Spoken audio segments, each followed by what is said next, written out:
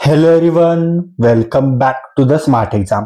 मित्रांनो, जीएमसी सोलापूर भरती 2025 ची जाहिरात आलेली आहे आणि फॉर्म भरायची सुरुवात देखील झालेली आणि तुमच्या याच जीएमसी सोलापूर भरती 2025 वर फोकस करून या व्हिडिओमध्ये आज आपण जे जीएमसी सोलापूर भरतीसाठी आवश्यक असणारे सामान्य ज्ञानाचे अति महत्वाचे प्रश्न आहेत, ते अति महत्वाचे प्रश्न या व्हिडिओमध्ये आपण फुल डिटेलमध्ये अभ्यासणार आहे मित्रांनो.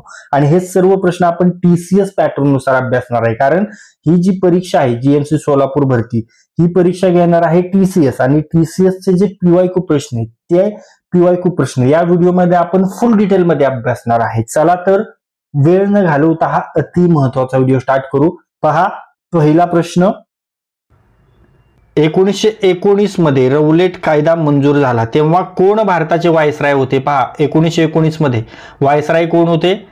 चला आन्सर करा. कोणाला येतंय?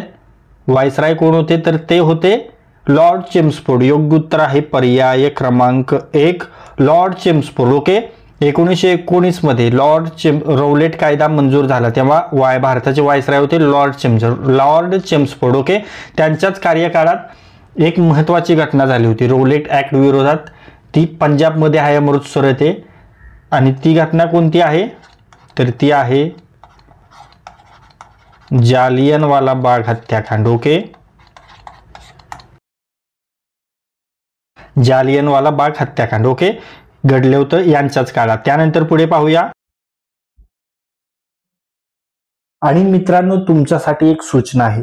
तुमच्या या परीक्षेवर फोकस करून आपण जीके वन लाइनर प्रश्नांचा महाप्रश्न संच घेऊन आलेलो आहे मित्रांनो. यामध्ये तुम्हाला जीकेचे 1000 वन लाइनर प्रश्न मिळणार आहेत आणि हे जे प्रश्न आहेत ते आपण टीसीएस, आयबीपीएस, सेंट्रलच्या ज्या एक्झाम्स आहेत, स्टेटच्या ज्या एक्झाम्स आहेत, त्या एक्झाम्सचा डाटा एक्स्ट्रॅक्ट केलेला आहे. म्हणजे जे महत्वाचे प्रश्न आहेत ते महत्वाचे प्रश्न एक्स्ट्रॅक्ट करून हे वन लाइनर प्रश्न आपण बनवले. त्यामुळे प्रत्येक परीक्षेमध्ये या प्रश्न संचामधील प्रश्न येतातच मित्रांनो. आता जी जीएमसी पुणे भरती झाली होती त्यामध्ये देखील बरेच प्रश्न आले होते. जीएमसी छत्रपती संभाजीनगर परीक्षेमध्ये देखील या प्रश्न संचामधील प्रश्न आले होते. त्यामुळे हा प्रश्न संच तुम्ही या परीक्षेच्या दृष्टीने खूप महत्वाचा आणि तो तुम्हाला कसा मिळणार आहे? तर त्यासाठी तुम्हाला 98 23 93 18 27 या नंबरवर व्हॉट्सअप मेसेज करायचा आहे. आणि यासाठी खूप माफक फी आपण ठेवली, फक्त आणि फक्त 49 रुपीज मध्ये हा प्रश्न संच तुम्हाला मिळणार आहे. त्यामुळे आत्ताच 98 23 93 18 27 या नंबरवर व्हॉट्सअप मेसेज करा आणि हा प्रश्न संच घ्या आणि आपल्या अभ्यासाला एक वेगळी दिशा द्या. ओके, आता पहा, भारत सेवक समाजाची स्थापना कधी झाली? भारत सेवक समाजाची स्थापना अति महत्वाचा प्रश्न आहे. व्हेरी इम्पॉर्टंट VIMP क्वेश्चन बऱ्याच वेळा विचारलेला जातो. आणि एक गोष्ट लक्षात ठेवा, भारत सेवक समाज याची स्थापना प्रत्येक परीक्षेमध्ये विचारतात आणि ती कोणी केली ते देखील विचारतात. आणि ती कोणी केली आहे? तर गोपाळ कृष्ण गोखले.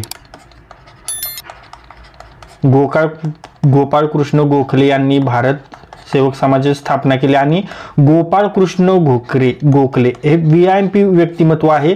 यांच्यावर टीसीएस 100% प्रश्न विचारतं, हे लक्षात ठेवा. मग या प्रश्नाचे उत्तर आहे योग्य उत्तर पर्याय क्रमांक 3, 1965. ओके, त्यानंतर पुढे पाहूया. पहा, फळांची गोड चव ही त्यातील कोणत्या साखरेमुळे असते? तर ती फ्रुक्टोजमुळे असते. योग्य उत्तर आहे पर्याय क्रमांक 2, फ्रुक्टोज. ओके, फळांची गोड चव ही फ्रुक्टोज या साखरेमुळे आहे. आणि फ्रुक्टोजचं रासायनिक सूत्र काय आहे?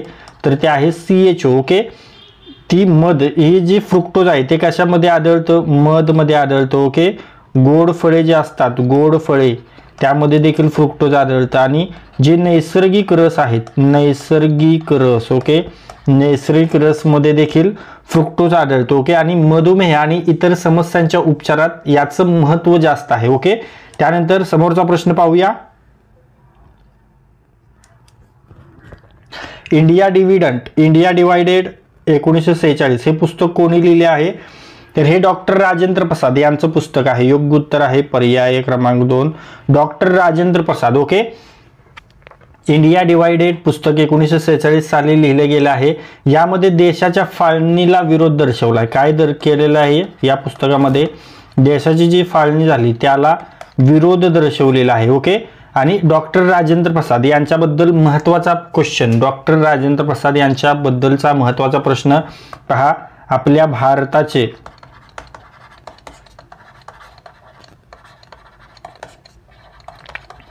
भारताचे पहिले राष्ट्रपती कोण होते, तर ते होते डॉक्टर राजेंद्र प्रसाद. ओके. 1950 ते 1962 मध्ये. ओके.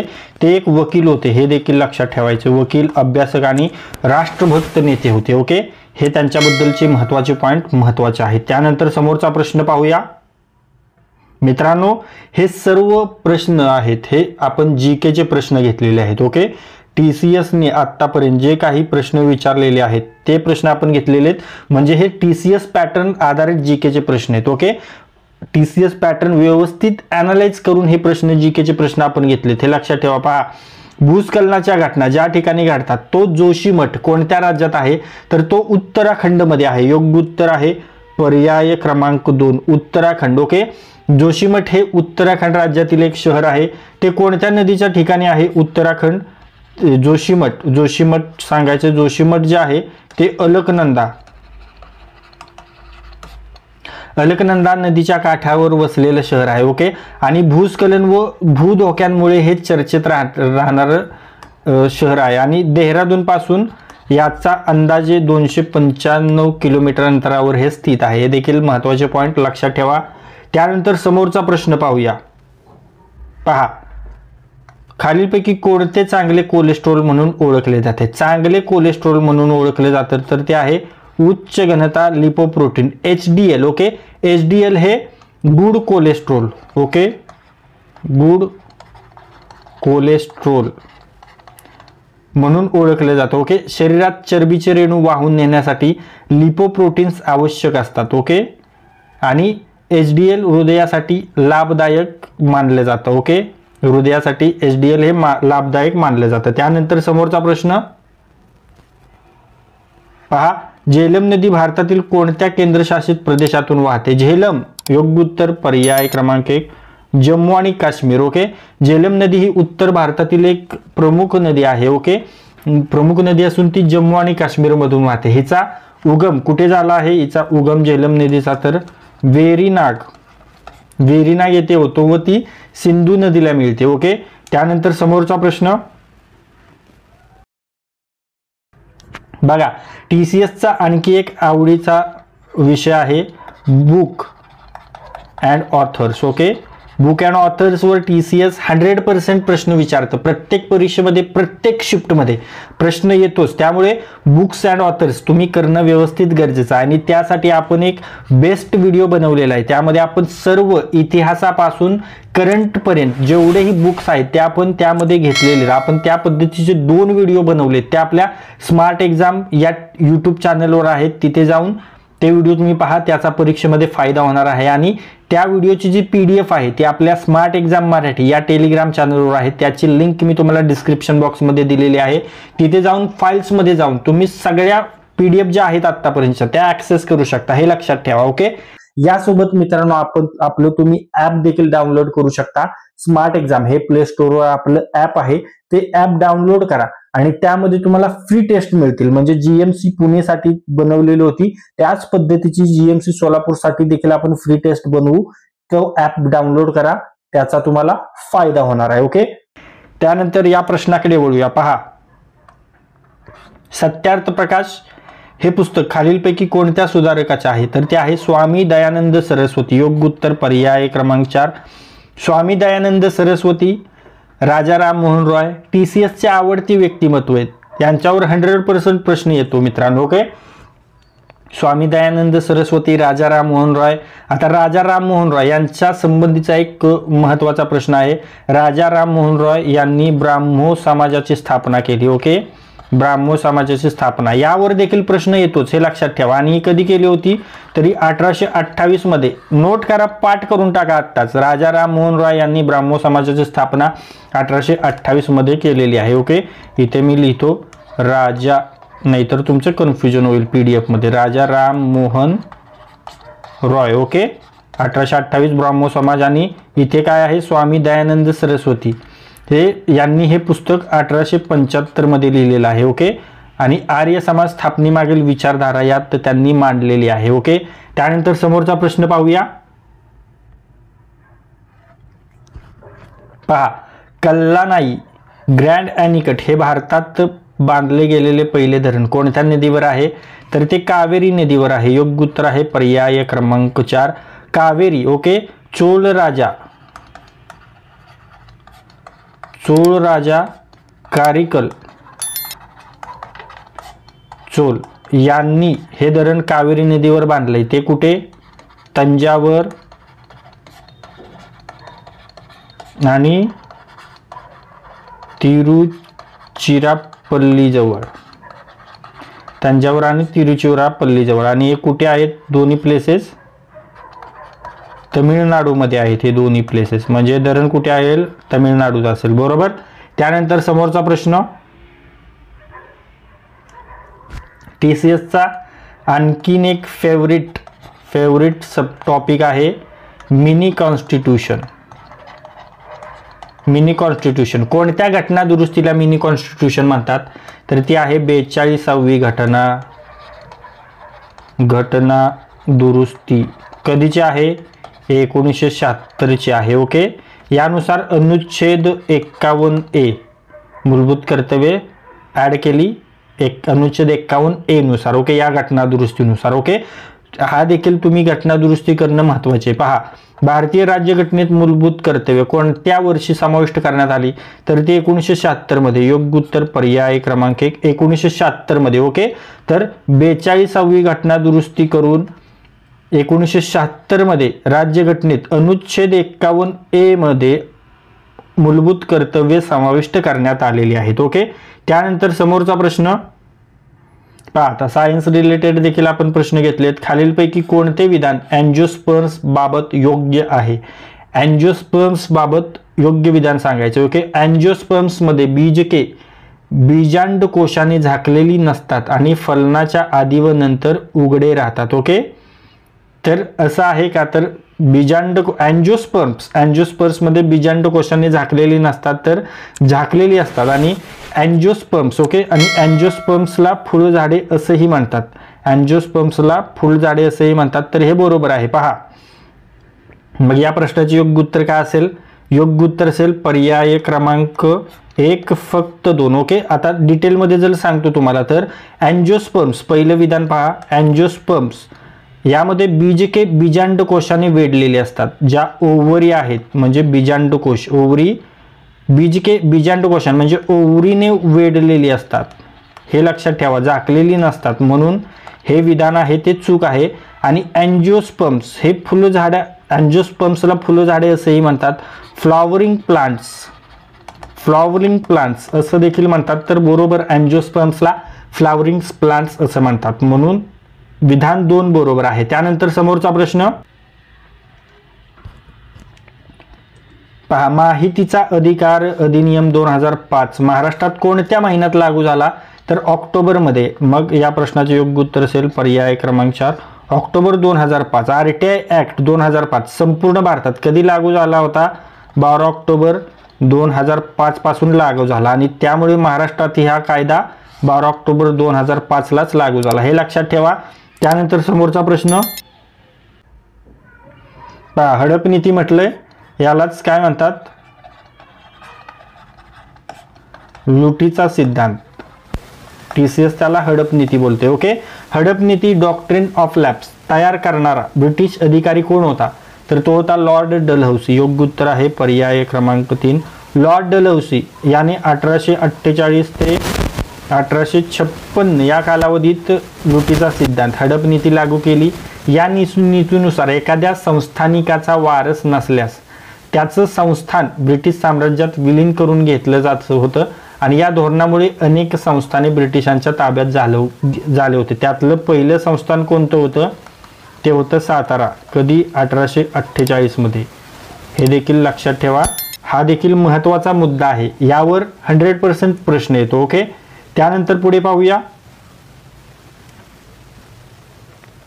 पहा. ऑर्थ्रोपोडा प्रसृष्टीबाबत कोणते विधान बरोबर आहे?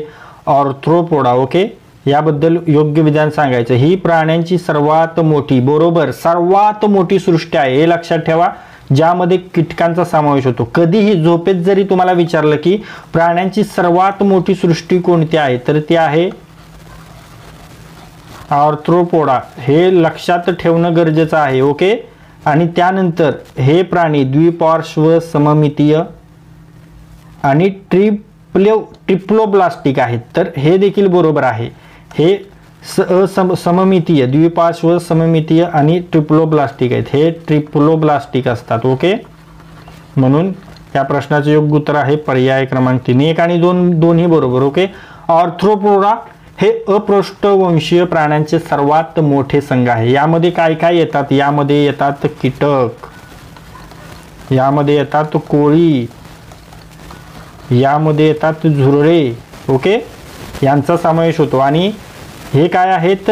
द्विपार्श्व सममित, म्हणजेच काय तर बायलॅटरल सिमेट्री. ओके. द्विपार्श्व सममिती म्हणजे बायलॅटरल सिमेट्री आहेत. आणि ट्रिप्लोब्लास्टिक म्हणजे 3 ट्रिप्लोब्लास्टिक म्हणजे काय तर 3 गर्भपत्र. ओके. असलेले हे असतात. त्यानंतर पुढे पाहूया. पहा, भारतीय राज्यघटनेचा अनुच्छेद 23 कोणत्या तरतुदीशी संबंधित आहे? अनुच्छेद 23 कोणत्या तरतुदीशी संबंधित आहे? तर मानवी तस्करी आणि सक्तीची मजुरी यांवर बंदी. ओके. योग्य उत्तर पर्याय क्रमांक 1, मानवी तस्करी आणि सक्तीची मजुरी यावर बंदी. ओके. तर अनुच्छेद 23 भारतातील नागरिक आणि गैर नागरिक या दोघांनाही संरक्षण देतो. यानुसार मानव तस्करी,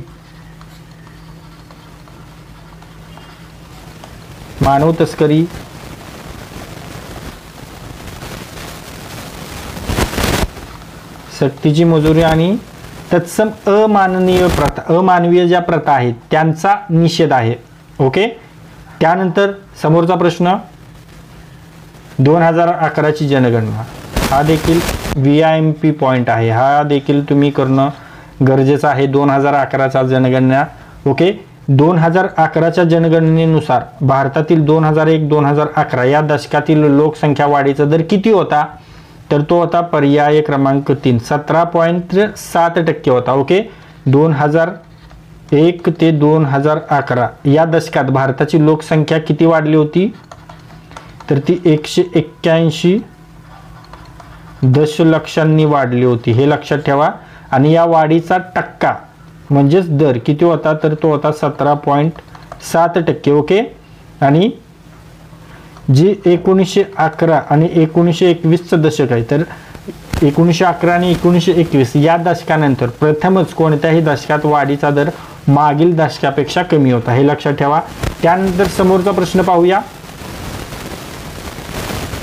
परमनंट सेटलमेंट, कायमदारा पद्धत कोणत्या गव्हर्नर जनरलच्या कारकिर्दीत सुरू झाली? Lord Cornwallis.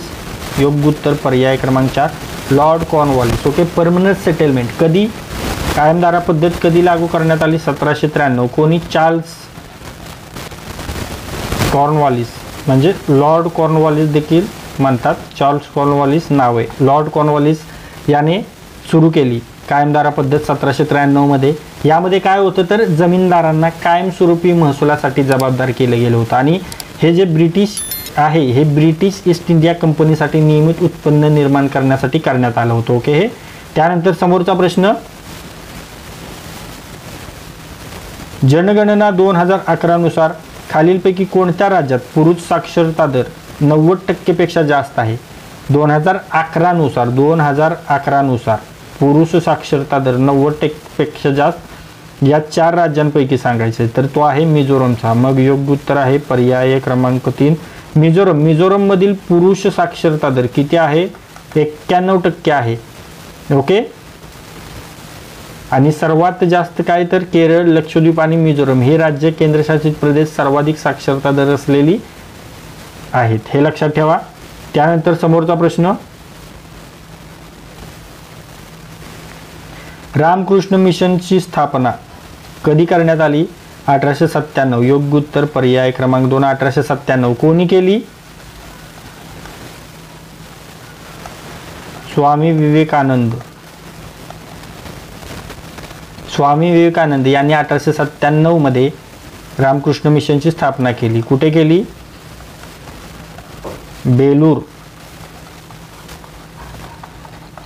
बेलूर कोलकाता येथे केली. ओके.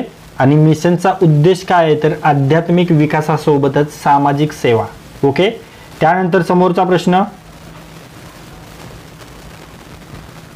पहा. 2011च्या जनगणनेनुसार खालीलपैकी कोणत्या राज्याच्या शहरी भागातील लिंग गुणोत्तर सर्वाधिक आहे? शहरी भागातील लिंग गुणोत्तर 2011च्या जनगणनेनुसार ते आहे गोव्याचं. ओके. योग्य उत्तर पर्याय क्रमांक 3 गोवा. 2011च्या जनगणनेनुसार गोवा राज्यात शहरी भागातील लिंग गुणोत्तर इतर राज्यांपेक्षा अधिक आहे. लिंग गुणोत्तर म्हणजे काय तर प्रति 1000 पुरुषांमागे स्त्रियांची संख्या म्हणजेच लिंग गुणोत्तर प्रति 1000 पुरुषांमागे स्त्रियांची संख्या. ओके. त्यानंतर समोरचा प्रश्न पहा. झाडे जिथे सापडतात आणि म्हणजे जंगलाचा प्रकार आणि त्या जंगलात सापडणारी झाडे यांचे खालीलपैकी कोणते संयोजन जोडी योग्य नाही ते सांगायचे. ओके. आता पहा. साग उष्णकटिबंधीय पानझडी जंगलात आढळतं का तर बरोबर आहे. अगर हे झाड पर्वतीय जंगलात आढळतं का तर हे चुकीचं आहे, कारण अगर झाड हे उष्ण